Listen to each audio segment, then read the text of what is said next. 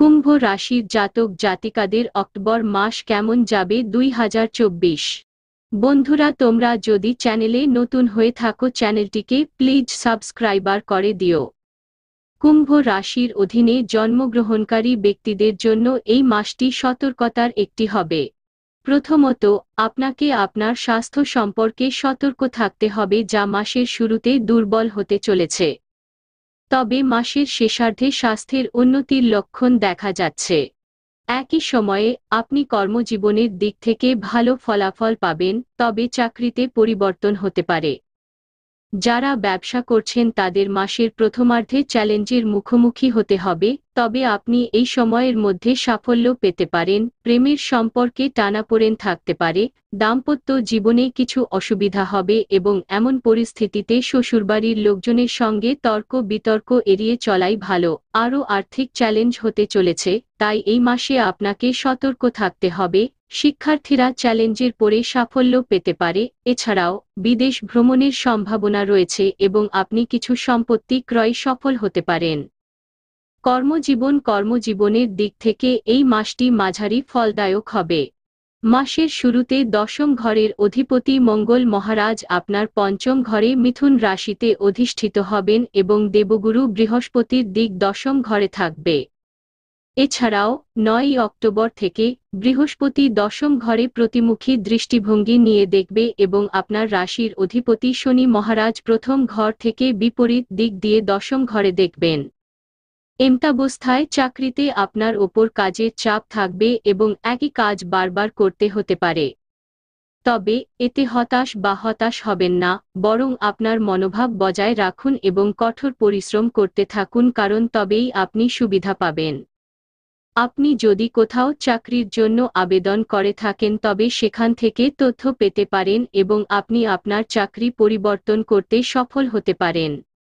যাই হোক, 20 অক্টোবর থেকে মঙ্গল ষষ্ঠ ঘরে প্রবেশ করবে এবং আপনার চাকরিতে আরও ভালো পরিস্থিতি তৈরি করবে। বুধ 10 অক্টোবর থেকে তুলা রাশিতে আপনার নবম ঘরে প্রবেশ করবে এবং 17 অক্টোবর থেকে সূর্য আপনার নবম ঘরে প্রবেশ করবে এবং নভেম্বরের অধিপতি শুক্র 13 অক্টোবর থেকে আপনার দশম ঘরে প্রবেশ করবে। ফলস্বরূপ আপনার স্থানান্তরের সম্ভাবনা রয়েছে, তবে আপনার চাকরিতে ভালো পরিস্থিতি তৈরি হবে এবং আপনার কর্মজীবনে আপনার অবস্থান শক্তিশালী হবে। বিপরীতে যারা ব্যবসা করছেন তাদের কিছু চ্যালেঞ্জের মুখোমুখি হতে হবে, কারণ বিপরীতমুখী শনি মহারাজ পুরো মাস আপনার সপ্তম ঘরে থাকবেন। সপ্তম বাড়ির অধিপতি সূর্য মহারাজ মাসের শুরুতে বুধ ও কেতুর সাথে অষ্টম ঘরে বসবেন, যা ব্যবসায় চ্যালেঞ্জ বাড়াবে। এছাড়াও কিছু সহজ কাজ করতে আপনাকে বারবার বাধার সম্মুখীন হতে পারে এবং কাজটি কিছু সময়ের জন্য আটকে যেতে পারে, তবে সাহস হারাবেন না এবং আপনার কাজ চালিয়ে যান। মাসের দ্বিতীয়ার্ধে আপনি পছন্দসই ফলাফল পেতে পারেন এবং মাসের উত্তরাখণ্ডে ব্যবসার ক্ষেত্রে ভ্রমণের সম্ভাবনা থাকবে। এই ভ্রমণগুলি আপনার ব্যবসায় উন্নতি আনতে পারে, তাই আপনাকে প্রস্তুত থাকতে হবে। আপনি যদি আপনার ব্যবসা শুরু করতে চান তবে মাসের দ্বিতীয়ার্ধটি তার জন্য আরও অনুকূল হওয়ার সম্ভাবনা রয়েছে। অর্থনৈতিক আমরা যদি আপনার আর্থিক অবস্থার দিকে তাকাই তবে এই মাসে এটি উত্থান পতনে পূর্ণ হতে পারে, কারণ দ্বিতীয় ঘরে উপস্থিত রাহু মহারাজ আপনাকে অর্থ সঞ্চয় করতে সমস্যা দেবে। অষ্টম ঘরে বসে থাকা সূর্য, বুধ এবং কেতু মাসের শুরুতে কিছু গোপন সম্পদ দিতে পারে, কিন্তু নবম ঘরে বসে থাকা শুক্র মহারাজ আপনাকে বিলাসিতা করার জন্য অর্থ ব্যয় করে আনন্দ দেবে। এমন পরিস্থিতিতে আপনি এমন একটি গাড়ি কিনতে পারেন যার জন্য আপনাকে অনেক খরচ করতে হবে। যাই হোক, আপনি এটি উপভোগ করবেন এবং কোনো বড় উদ্বেগ থাকবে না, তবে আপনাকে অপ্রয়োজনীয় ব্যয় এড়াতে হবে। মাসের শেষার্ধে ব্যয় সামান্য হ্রাস হতে পারে, তবুও আপনার আয় আপনার প্রত্যাশার মতো বেশি হবে না, তাই আপনাকে আপনার অর্থের সদ্ব্যবহার করার দিকে মনোনিবেশ করতে হবে এবং অপ্রয়োজনীয় ব্যয় এড়াতে হবে। এটি করলে উপকার পাবেন। মাসের শুরুতে শেয়ার বাজারে বিনিয়োগের ঝুঁকি নেবেন না, অন্যথায় সমস্যার সম্মুখীন হতে পারেন।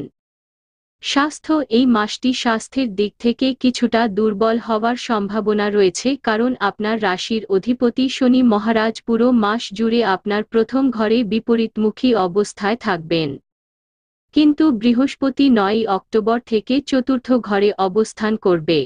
একই সময়ে 20 অক্টোবর থেকে মঙ্গল আপনার ষষ্ঠ ঘরে তার দুর্বল রাশি কর্কট রাশিতে থাকবে, যখন মাসের শুরুতে সূর্য, বুধ, কেতু অষ্টম ঘরে থাকবে এবং কেতু মহারাজ থাকবেন অষ্টম ঘরে। সারা মাস বাড়ি এটি আপনাকে স্বাস্থ্য সমস্যা দিয়ে সমস্যায় ফেলতে পারে। এমন পরিস্থিতিতে আপনার স্বাস্থ্য সম্পর্কে সচেতন হন। সকালে হাঁটতে যান এবং সহজে হজম হয় এমন খাবার খান, কারণ হালকা খাবার খেলে পেট সংক্রান্ত সমস্যা থেকে দূরে থাকবে। এছাড়াও শরীরে গ্যাস তৈরি হতে দেবেন না, এটি করে আপনি অনেক সমস্যা এড়াতে পারেন।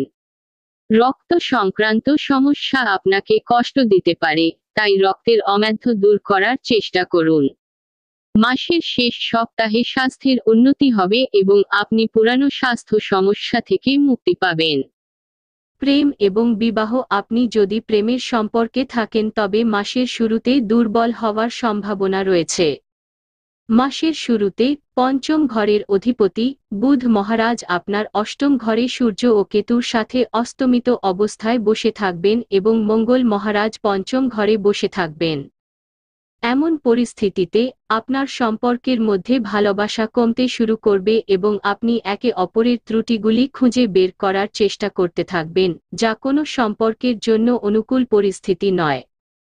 তবে শুক্র মহারাজা নিজের রাশিচক্রে নবম ঘরে বসে থাকলে হৃদয়ে ভালোবাসার অনুভূতি বাড়তে থাকবে। একই সময়ে 10ই অক্টোবর থেকে বুধ অষ্টম বাড়ি ছেড়ে নবম ঘরে প্রবেশ করবে, তখন এই সমস্যাগুলি হ্রাস পাবে এবং আপনার মধ্যে প্রেম বাড়তে শুরু করবে। কিন্তু 20 অক্টোবর থেকে মঙ্গলও পঞ্চম ঘরে ত্যাগ করবে এবং ষষ্ঠ ঘরে প্রবেশ করবে, যার কারণে আপনার প্রেমের নৌকাটি স্থিতিশীল হবে এবং খুব মসৃণভাবে চলতে শুরু করবে। ফলস্বরূপ আপনার প্রিয়জনের সাথে আপনার ঘনিষ্ঠতা বাড়বে এবং আপনার মধ্যে প্রেম এবং রোমাঞ্চ বাড়বে।